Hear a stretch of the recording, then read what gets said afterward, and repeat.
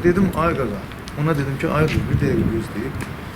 Dedim niyə narahatsan da? Biz sənin üstünə gəlməmişik. Həmin o şahinəndə şəxsən. Biz dedim ki çörək yeməyə gəlmişik qardaş.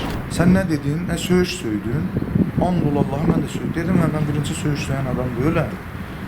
Burada söyüş işlədən bizdən olmur. Yaxamdan yapışır, dedim qardaş əlini bırak. Küçədə baş vermiş kütləvi dava zamanı 2 nəfər qətlə yetirildi. Dedim ki bir dəqiqə dayanın görə.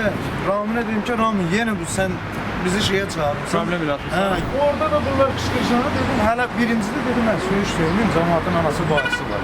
Bu binanı görsən. O məni vurdu. Mən də bunu vurdum. İkimiz də Buradan yenə də.